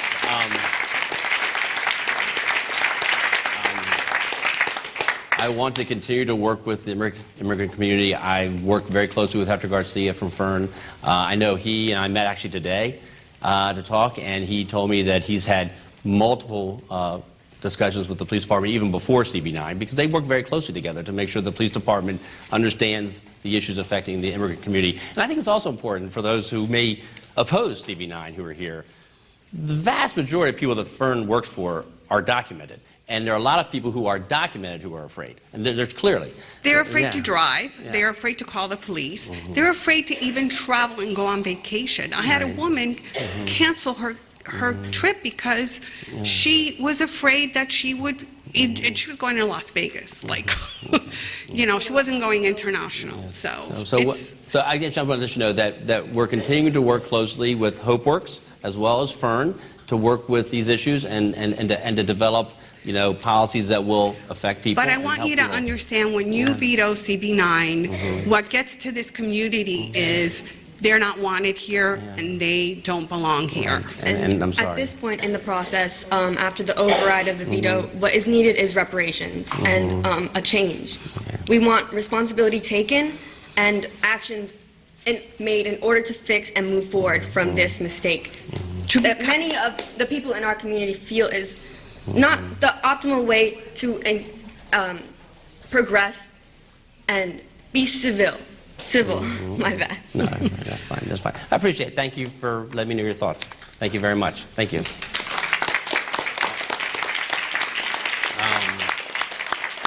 Hi, Sean. I haven't seen you in a long time. Hey. You want to get closer so you can... Okay. Yeah. My name is Shen Lu. Why don't you get a little closer? I want to make sure everybody can hear you. Yeah. My name is Shen Lu. I live in Clarksville. Today I'm going to raise two issues. Okay. Howard County is growing. You know, now it's getting more and more important to take a look at how we can protect our drinking water, supply to our drinking water, protect the environment. This is the first issue. Second issue is that how to use taxpayers' fund responsibly, because obviously we are tied in the public fund. Okay, but currently I see a big, tremendous waste in using taxpayers' money. There's a stream, forest, and wetland mitigation project now is at Windy Knoll community on 108. Windy Knoll community is downstream from Donaldson property. Okay, you may see that a massive mortuary is under construction along 108. And that particular property has a couple of spring heads, high quality spring heads, and adjacent to high quality stream. There are very few high quality stream now left in Howard County. Okay, and so now while the county last year approved Donaldson construction project, and Donaldson now is turning this 3-acre wooded lot into an extremely high percentage of impervious cover. And the general plan, Howard County general plan says that in this high quality watershed area, and the impervious cover means the constructed area, cannot be more than 10% of the total the land. Right. But the Donaldson project has more than 40% of the impervious cover, 4 times more than the regulation allows. And it does not take a rocket scientist to know that this is going to be permanently destroy the high quality stream and those high quality spring heads. This is a permanent damage to our drinking water, the supply to our drinking water and the drinking water for our later generation, our children. This is destroying the very, very dangerous potential damage to Howard County future. Okay. At the same time, the general plan says that the best way is to prevent this from happening, and that means the degradation of the high quality stream.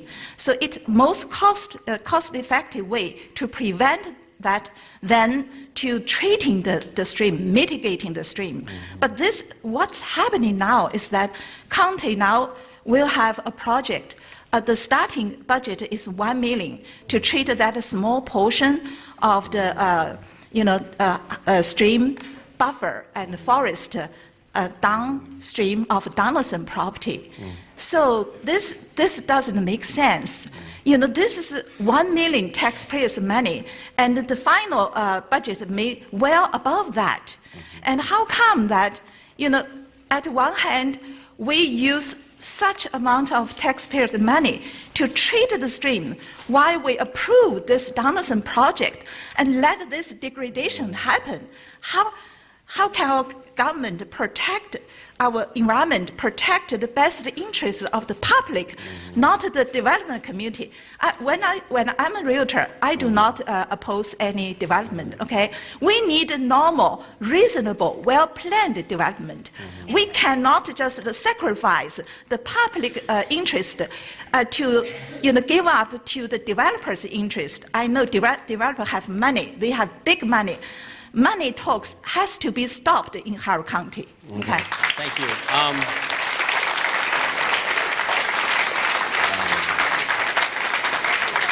First of all, it's good to see you again, Sean. And you know that when I certainly didn't support having the Donaldson there. It was done before I took office.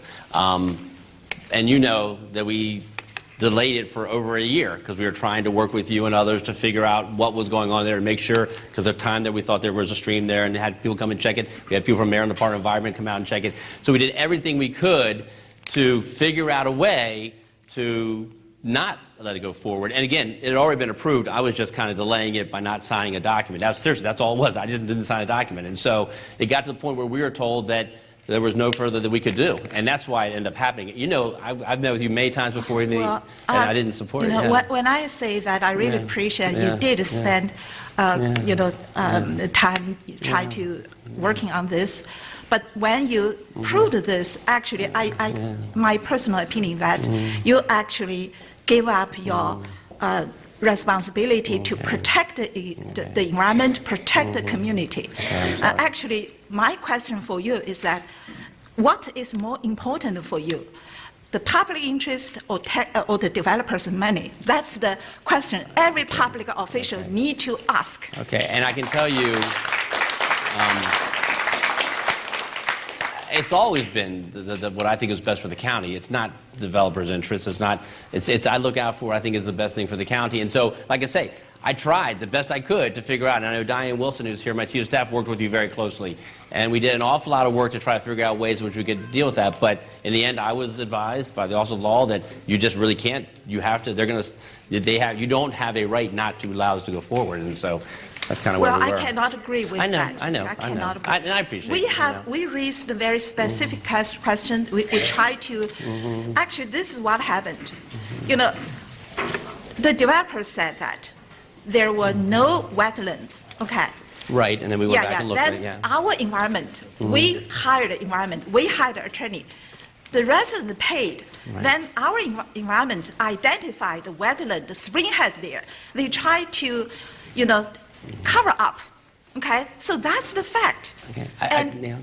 Everything, actually now what is happening now is exactly what our environment said at that time to you and to the DPZ had. Right. Unfortunately, still our county let this happen. Okay, I just want to make sure everyone knows. I'm totally. I know you are. I know sad, you are. So and sad I understand. I do, and I appreciate that. But I just want to remember that everyone else should know that when we thought there was a spring head there, we had your environmental, and we had the county, and we had the state come.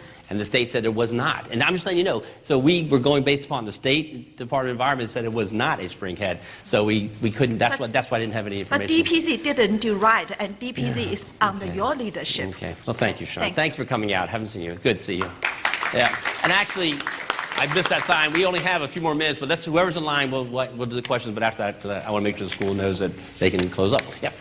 Thank you. Good evening. Good evening. My name is Tim Latimer. I live Tim. with my family in Columbia. And first of all, I'd like to say thank you for doing this town hall, and I appreciate the fact that you do many of these. And you strike me as somebody who is a person who is compassionate and who listens and who does his best to make the right decision for the public. And I appreciate that very much. Thank you. So there's two things I'd like to raise with you as briefly as I can. One is risk management, and the other is leadership. On the risk management front, there's two dimensions I'd like to address.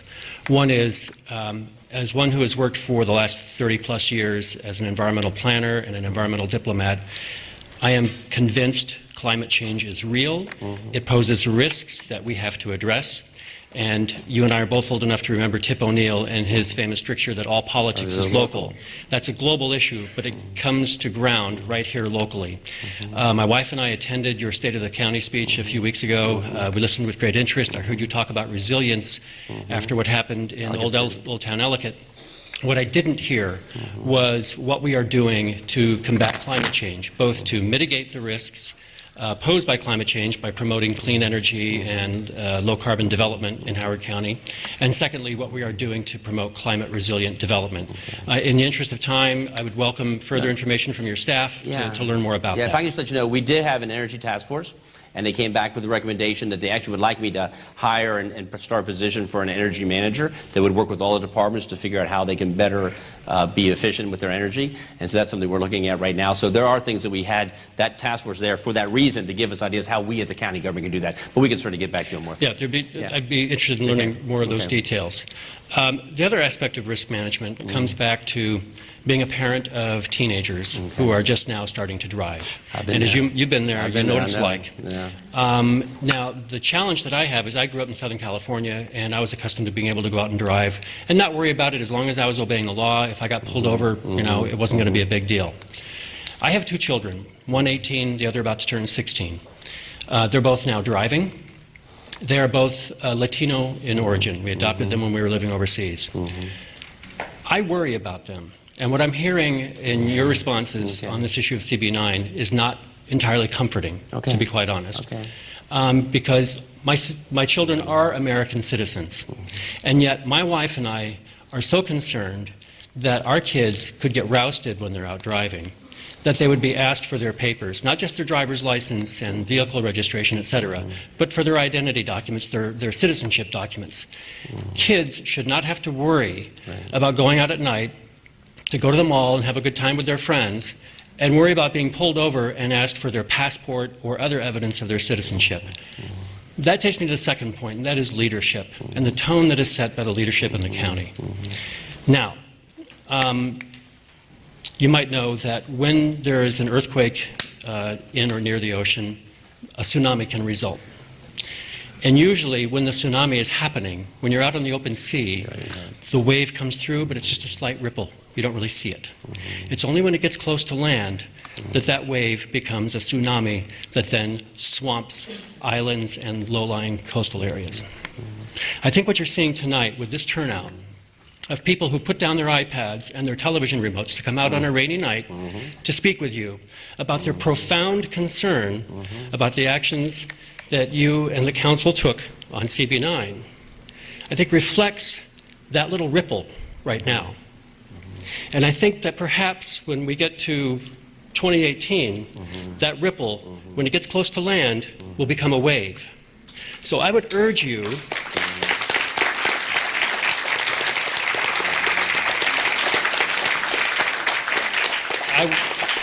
I would urge you and Councilman Weinstein, we'll be watching with great interest to hear what you have to say tomorrow, but not just tomorrow, but what you do in the coming days, weeks, months, and the next year and a half.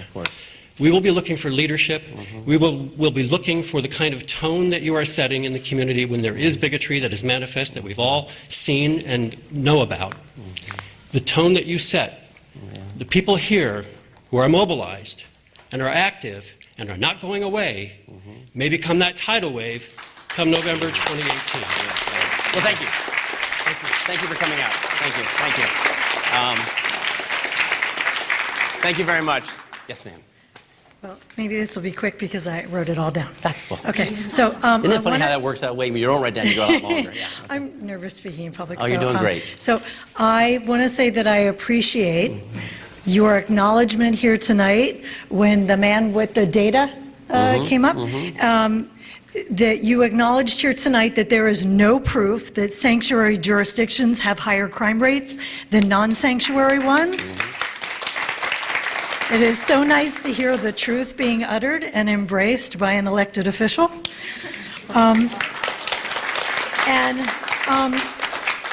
I won't ask you this question, but I would like you to consider, since Okay. you mentioned just a few minutes ago, it wasn't on my sheet originally. That's okay. About that you also embrace the idea of immigration reform Mm-hmm. at the federal level. I wonder, are you embracing the merit-based immigration system that Trump touts that he wants, where only fancy, smart people who are going to pay a lot of taxes and own businesses are allowed? Or do you embrace the type of immigration reform which is stated on the Statue of Liberty? Yeah. Bring us your huddled masses. Okay, I don't have that memorized, but Yeah. you embrace that type of immigration reform where it's fair for everyone, not just people who are clearly from a smart, rich family and throw thousands of dollars at No, the and I will tell you, the immigration big issue system is to the get cost in. and the difficulty to go through and how much paperwork they go through and all those things. Yeah, I want to make it so that it's easier for people to come in legally because I think they would like to come in legally if they could. So, yeah. Good. Okay, so that wasn't actually my official. okay, you're doing that- great. That's sort of formulated in line. You're doing great. But I did want to get your opinion on that, since you said you did support immigration reform. Now, since the Maryland Trust Act is being debated at the state level currently, when your constituents speak to you or correspond with you regarding them, like I saw you at the community action dinner, lots of people come up to you. I know that you are out there in the public eye all the time, supporting lots of groups. And so when they come to you and they confront you about the Maryland Trust Act, and you hear things like they present alternative facts about rising crime rates and the danger that a state bill will present, will you push back on those falsehoods, or will you remain silent and allow this hyperbole to continue? No, I always tell people what I think. No, I'll talk to them. Thank you. Okay, thank you. Hi, how are you? My name's Tammy. I'm from the Thunderhill neighborhood, Mhm. and I'm a therapist in Howard County. So, I wanted to share our experience. We have about 13 therapists in our practice, and since Trump was elected and throughout this whole CB9 debate, the levels of anxiety that we're seeing in the mental health world, and we don't serve many undocumented, but it's any person of color. It is people of Jewish women, pretty much, we're inundated with a community that is dealing with a lot of fear. This morning I also went to my primary care just for my regular checkup, and my primary care had said, you're doing well, but I just have to ask everybody now about panic attacks. I have to ask everybody about sleeplessness. I have to ask everybody about constricted breathing due to the amounts of anxiety, and that was at Crossroads Medical Center in Dorsey Search. So again, our physicians are seeing this as well. So I want to make sure you understand that the fear is not just the undocumented, it is much broader, and it is very deep. When you announce your plans to veto CB9 before even speaking with the police or having any No, hearings. I spoke to the police. Well, you put it in the paper, that was your intention, was going to. Yeah, but no, really have us it was before 2 the weeks after the hearing. bill was filed, and I know the police, I know the corrections, I know the others. so 3 yeah. days. No, it was 2 weeks. Well, I'm wondering what After you're I going got to the do. bill, after I got the bill. Because the impression that's been left throughout the community is that you had a very hard, a very fast, and no, a it wasn't very fast at all. unwilling to listen to anybody. It wasn't fast at all. And what I'm asking is, what efforts are you going to do to repair your relationship with the community in Howard County that is afraid? And tomorrow, if the public is welcome to come, where you'll be George announcing. Howard Building, right there in George Howard Building. Yeah. Okay. Yeah, but thank you for bringing all that up. And no, it was, when we got, I didn't get advance notice of it, but when they filed it, they had to file like the last Thursday in the month, basically for the next pre-file, that's when I got it. And 2 weeks later after that is when I made that decision. Thanks. Thank you very much. Yeah. Hi, my name's Lisa Reif, and I live in Elk Ridge now, but I was born and raised in Columbia, Maryland. I went to Wild Lake High School. I went to Atherton, sorry. Yeah, no, my brother went to Atherton, Okay. so it's a good school. So is Wild Lake. Thank you. I just wanted to, so mine might sound a little bit flowery. I want to say I agree with most of what every liberal person is saying here. Well, they might not be liberal. You could have a I agree. conservative feel that way. I'm a Democrat who voted. Yeah. I'm a Democrat Yeah. who voted for you. Okay. My dad voted for your dad back in the day.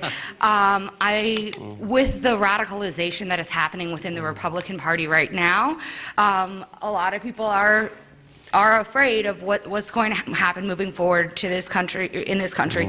I appreciate that you're having a town hall. I appreciate I everything. appreciate you wrote on your hand. That's pretty good. Yeah.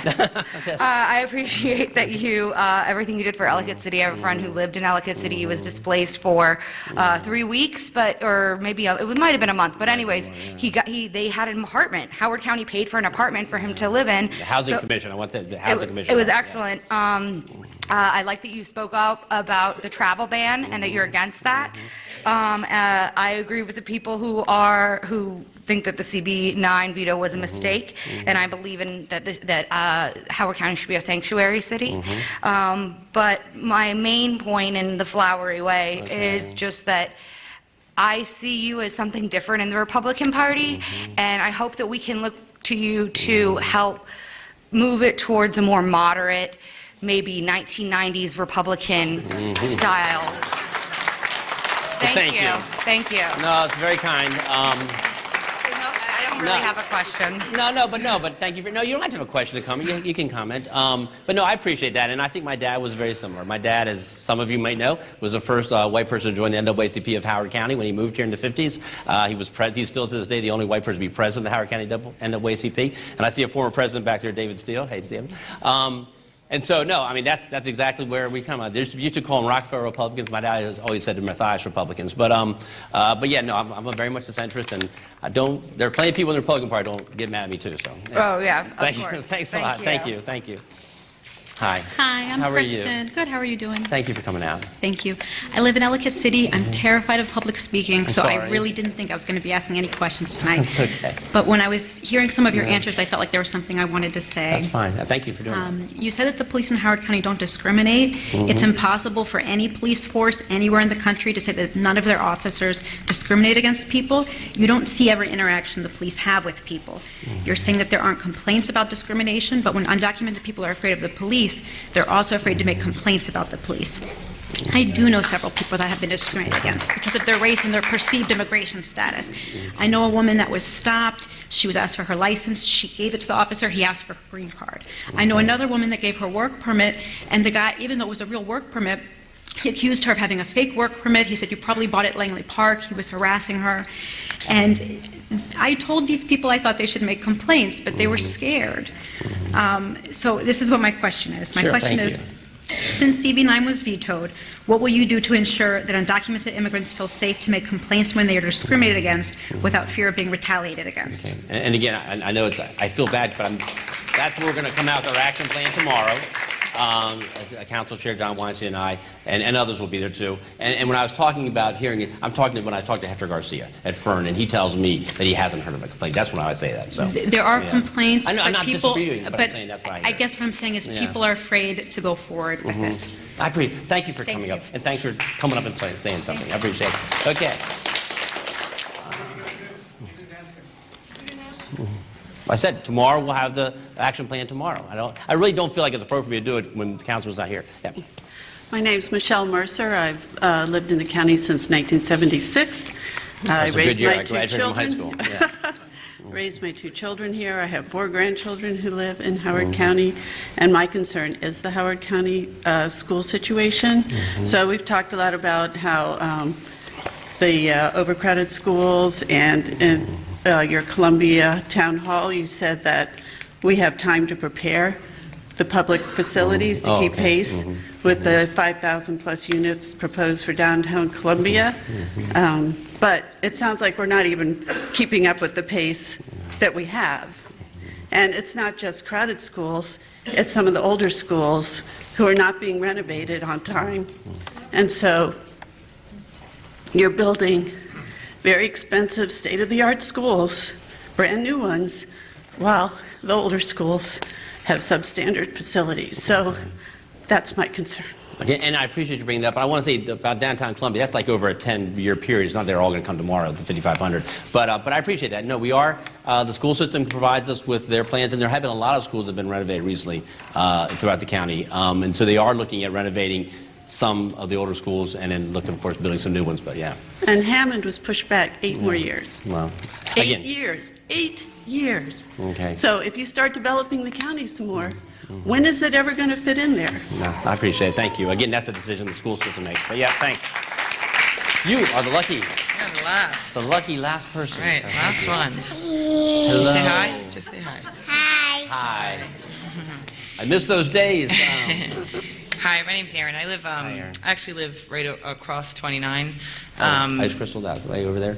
You mean where the food Past line Ice is? Crystal. Yeah, Okay. like it's called Hammond Hills. Yeah, I know. that- When I grew up, a lot of my friends. Yeah. So, two quick things. One is obviously schools. Obviously, that's my focus right now.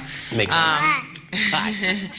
I have 3 kids who will be going through. One's a 3rd grader, 1st grader, and someday will be in public school. But the concern, obviously, it's the same thing that everybody's talked about it, but it's the overcrowding. And it's not that I expect you to answer anything tonight, because I know the differing roles very well.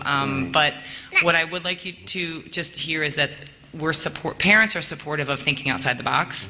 I met with the Board of Ed and the superintendent and her staff last week and shared the same thing with them, that, regardless of how anybody feels about anybody right now, because obviously we spent a lot of time talking about that tonight, which, but at the end of the day, we live our lives every day and we still have to get out there and do our thing. And so when you're thinking about schools and when you guys are talking about schools and the budget, if you could support the idea that we all kind of sit together and just roll up our sleeves and think outside the box. There are things that the school system can control. I know, obviously, land purchasing and state, reimbursement for funding is a whole different thing, and I know that's a different, animal, but, like open enrollment policies, kind of putting everything back on the table again, we would appreciate, because we have, I know a lot of us, are willing to be creative and to think outside the box. So that's the one education piece. The other piece is I live here, and I shop at Harris Teeter all the time, and my daughter goes to dance right behind there, and we spend a lot of time driving around here. And back in my previous life, before I was doing this, I worked for a county executive in Baltimore County, and we came down here, and we were shown Maple Lawn, and it was kind of put up as this, example of how things can be. And I have to say, as being a resident, I'm not 100% sure it's actually hitting that mark. Really? Yeah. Okay. And we didn't buy it in Maple Lawn. I mean, I'm not even a resident. I'm just kind of saying this on behalf of myself, who comes here often. We were just hoping we could have done a little better than, Jerry Subs and McDonald's. I don't know. I mean, Steel Fire, Hudson Seafood. I mean, there's some really good places. They're brand new. I mean, they are. just got here, and I got to say, I think it doesn't have the same feel as even like the Laurel Town Center or Hunt Valley, or, so if you drive through some of those again and kind of, maybe have your planners and, talking to the development community about, I'm shocked that there's not more Maple Lawn people here tonight, I have to say, because the conversations when you're sitting in Maple Lawn businesses is like, they can't believe, $800,000 for a house, and, McDonald's is your choice, which is, it should be, people wanted other, more eclectic kind of options. So I'm just going to throw that out there. Well, I appreciate it, because I will be totally honest with you. I'm not that expecting answers, and I'll be totally honest with you. I don't hear that very often. I usually hear Maple Lawn's this great place I go. They go to Raven's Rule, or they go to, that's what I hear. That's what I hear. I don't, hey, maybe that's not. But thank you for bringing that up. And before everybody leaves, I just want to tell you a couple things. One, thank you for coming out. And also, I want to tell you, some people told me, Alan, you're crazy to have a town hall because things that happen.